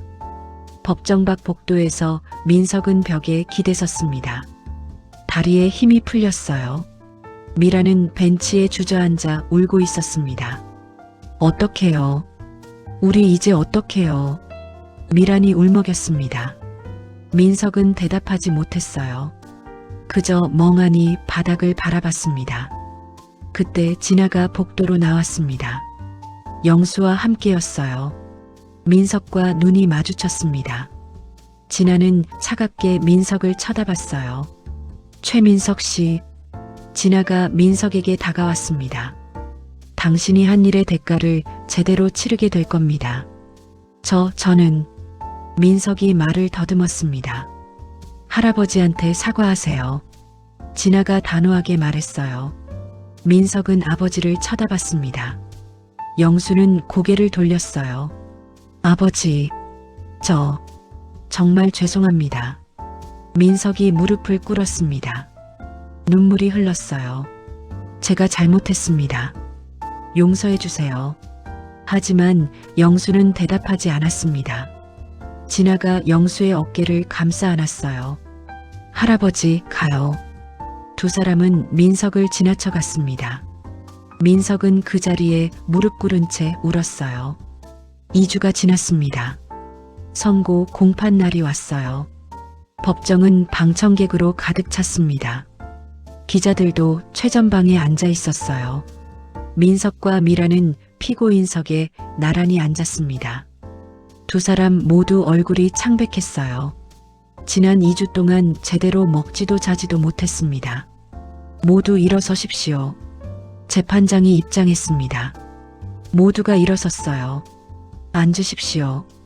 재판장이 서류를 펼쳤습니다. 법정이 숙연해졌어요. 사건 번호 2024고단 1234 피고인 최민석, 정미란에 대한 판결을 선고하겠습니다. 재판장의 목소리가 법정에 울려 퍼졌습니다. 피고인 최민석, 앞으로 나오십시오. 민석이 떨리는 다리로 일어났습니다. 앞으로 걸어갔어요. 피고인 최민석은 피해자 최영수로부터 12억 원을 편취했습니다. 재판장이 판결문을 읽기 시작했어요. 요양원 비용이라고 속이고 강제로 취득한 것은 명백한 사기입니다. 저는 민석이 말하려 했어요. 하지만 재판장이 손을 들어 제지했습니다. 피고인은 편취한 돈으로 도박을 하고 부동산을 구입했습니다. 게다가 피해자를 월세방에 가뒀고 명절에는 집 밖에서 차가운 밥을 먹게 했습니다. 재판장의 목소리가 엄숙했습니다.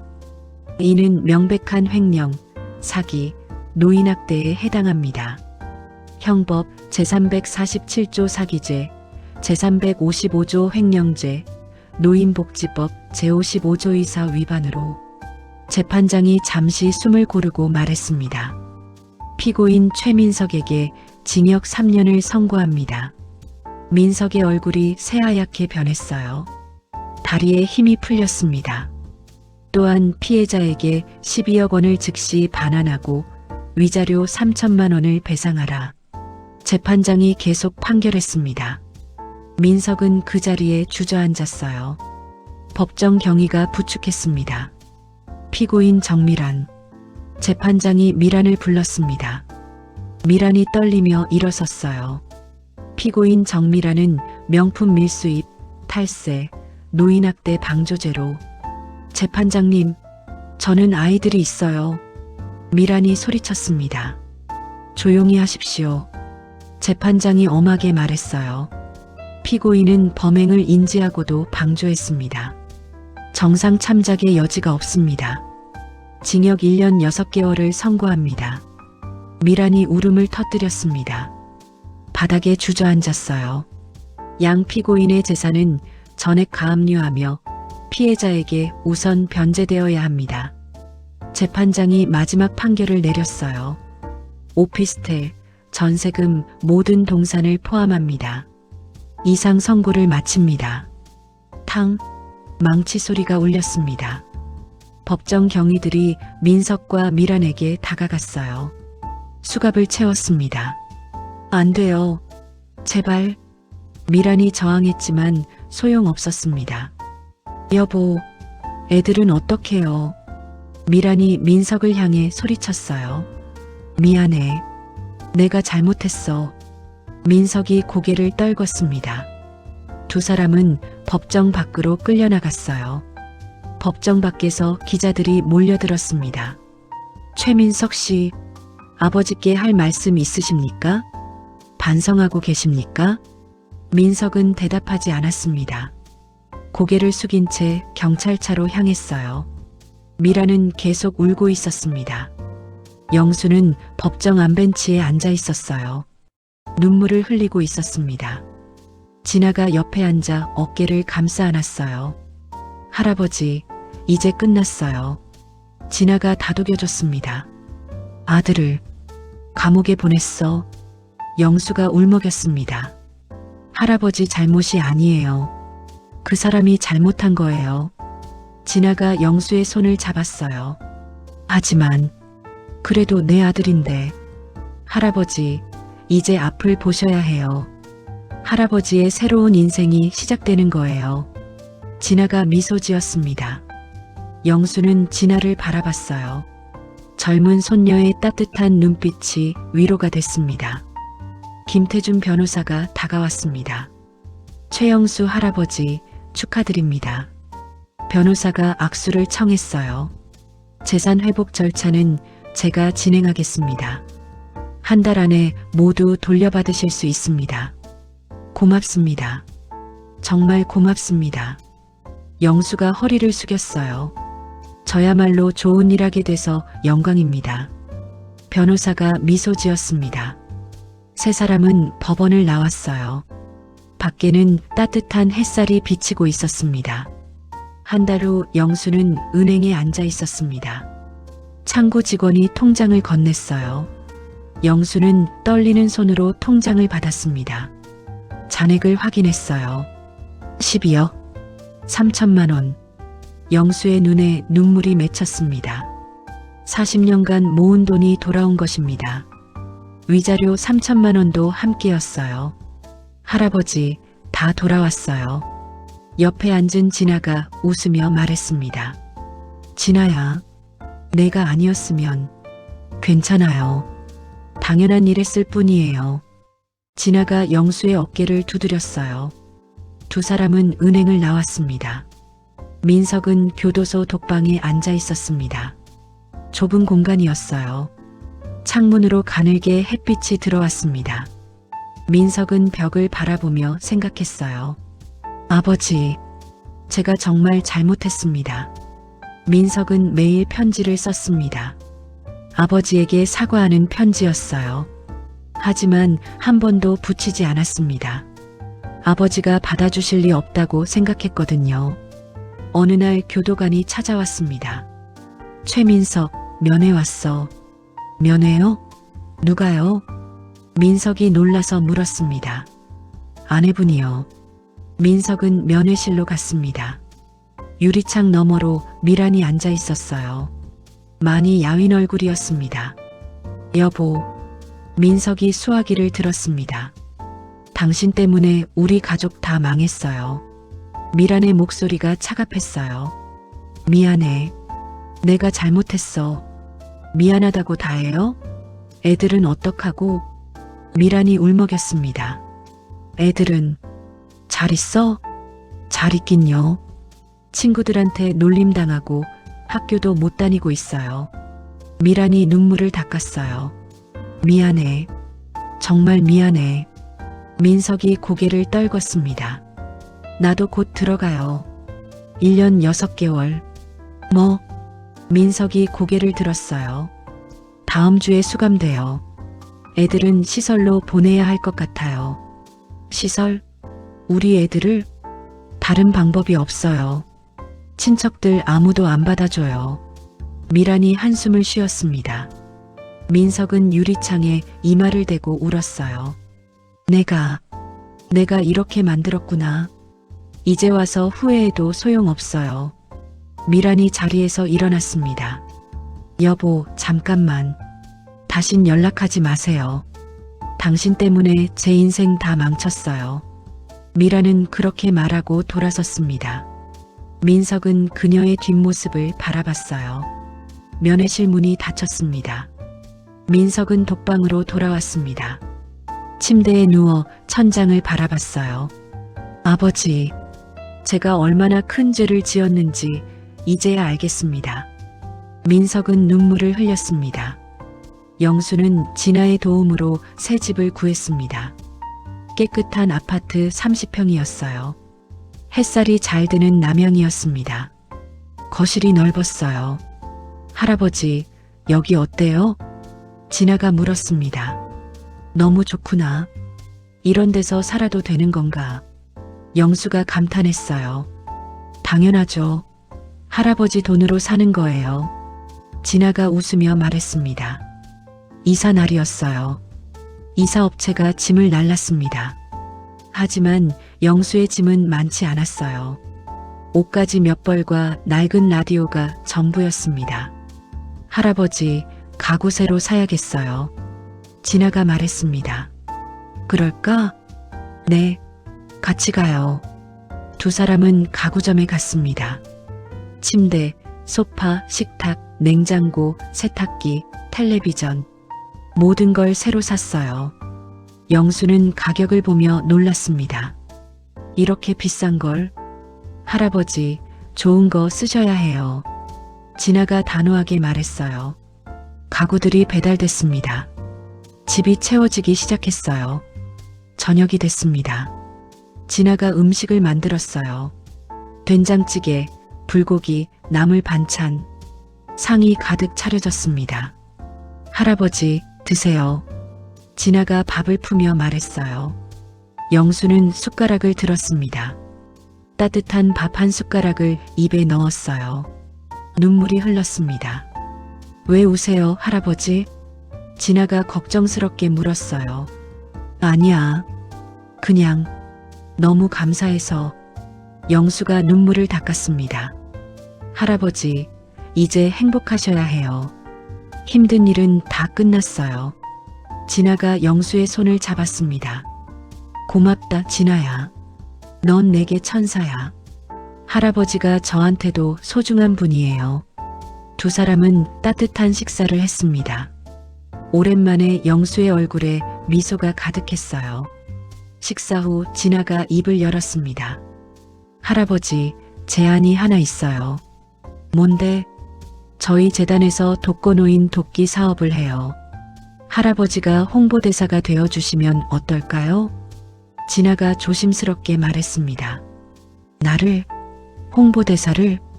영수가 놀라서 물었어요. 네.